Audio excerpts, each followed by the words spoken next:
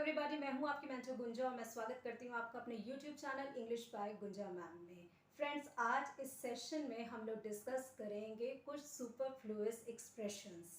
Now what is superfluous? तो superfluous words are those repetitive words which are totally unwanted and unnecessary in an expressions.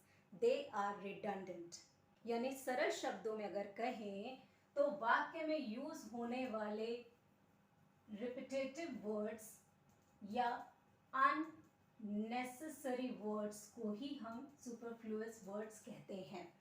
इनके होने से वाक्य केवल लंबा होता है, उसके अर्थ में कोई बदलाव नहीं आता है। Why would you use extra words, repetitive words in a sentence that can confuse the readers when you can say the same thing in less words? Let me give you an example. Like, you are doing this task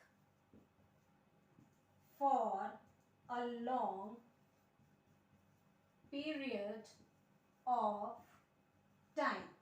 अब अगर सामान्य बोलचाल की भाषा में देखा जाए तो ये वाक्य एकदम ठीक लग रहा है, भाई you are doing this task for a long period of time. लेकिन जरा अगर ध्यान से देखिए तो लिखा है फॉर अ लॉन्ग पीरियड और आगे लिखा है ऑफ टाइम। क्या ये दोनों बातें एक नहीं है? या तो आप कहिए फॉर अ लॉन्ग पीरियड या कहिए for a long time. Unnecessary of time लगाकर आपने केवल वाक्य को बढ़ाया है, उसके अर्थ में कोई बदलाव नहीं लाया है। तो इसी शब्द को कहेंगे हम यहाँ पर superfluous word. The perfect sentence is you are doing this task for a long period, full stop. Now look at the very first sentence. यहाँ लिखा हुआ है he will leave for England on Monday with bag and baggage. अब लिखा हुआ है कि वो इंग्लैंड के लिए रवाना होगा मंडे को विद बैग एंड बैगेज, यानी अपने पूरे सामान के साथ। अब यहाँ पर जो सुपरफ्लुअस वर्ड है वो आपका है विद। क्यों विद सुपरफ्लुअस है? क्योंकि बैग एंड बैगेज का मतलब ही होता है विद ऑल बिलोंगिंग्स। अब जब विद ऑलरेडी यहाँ पर बैग एंड बैगेज में इंक्लूड है तो आपको उसके साथ विद लगाने की कोई जरूरत नहीं है, ये यहाँ सुपरफ्लुअस है। Now look at the second sentence. यहाँ लिखा हुआ है all the members of the club are kindly requested to attend the meeting. अब इस पूरे वाक्य में जो सुपरफ्लुअस है वो है आपका काइंडली। वाई? क्योंकि रिक्वेस्ट हमेशा काइंडली ही होती है। आप किसी से अगर कुछ निवेदन कर रहे हैं तो काइंडली ही करेंगे। जब शब्द ऑलरेडी इसमें इंक्लूड है तो आप उसको फिर से रिपीट ना करें। इसी तरह अक्सर कन्वर्सेशन में हम बोल देते हैं प्लीज काइंडली डू दिस। गलत है, या तो कहिए प्लीज डू दिस या कहिए काइंडली डू दिस। दोनों शब्दों को एक साथ यूज मत कीजिए। Now look at the third one. लिखा हुआ है the teacher forbade the students not to make a noise. इस सेंटेंस में फॉरबेड वर्ड दिया है जिसका मतलब होता है मना करना। मना करना यानी कि नहीं, या नॉट का सेंस इसमें ऑलरेडी इंक्लूड है। अगर इसमें नॉट का सेंस ऑलरेडी इंक्लूड है तो इसके साथ नॉट लगाना सुपरफ्लुअस है। There are certain more words. until, unless, forbid, prevent, prohibit, lest, deny, refuse। इन सभी में नॉट इंक्लूड रहता है तो इनके साथ नॉट को फिर से यूज ना करें। Now look at the fourth one. लिखा हुआ है he denied that he was not present there at the time accident took place। यानी उसने इनकार किया कि वो वहां उपस्थित नहीं था उस समय जब दुर्घटना घटी।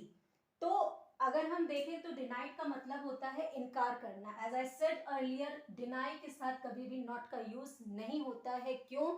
क्योंकि डिनाई वर्ड अपने आप में नॉट को इंक्लूड किया हुआ है। तो यहाँ पर नॉट जो लिखा है वो गलत है, सुपरफ्लुअस है।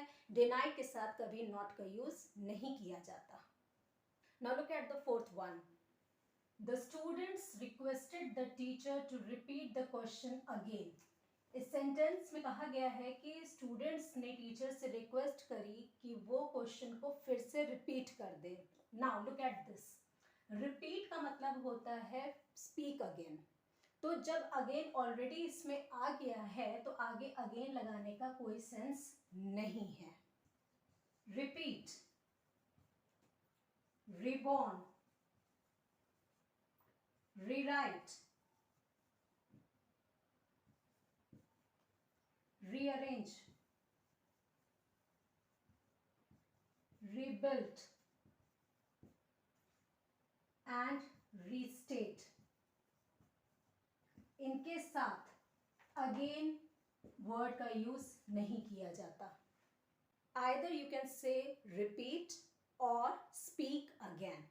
Now look at this sentence. My mother asked me if I have sufficient enough money.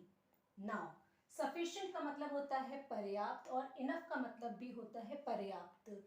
ये दोनों ही शब्द एक मतलब रखते हैं, इसलिए यहाँ पर enough का यूज करना superfluous है. सही सेंटेंस होगा My mother asked me if I have sufficient money. Now look at this sentence. When he lent me some money, he asked to return it back within a week. जब उसने मुझे कुछ पैसा उधार दिया था तो उसने मुझसे कहा था कि उसे वापस कर दे एक हफ्ते के अंदर अंदर. Now, return का अपने आप में मतलब होता है to give back. जब ऑलरेडी बैक इसमें इंक्लूड है तो क्या साथ में बैक लगाना सही था? जी नहीं, ये यहाँ सुपरफ्लूअस था. Retreat, recall, reimburse, recast, rekeyed, इनके साथ कभी भी बैक वर्ड का यूज नहीं होता है.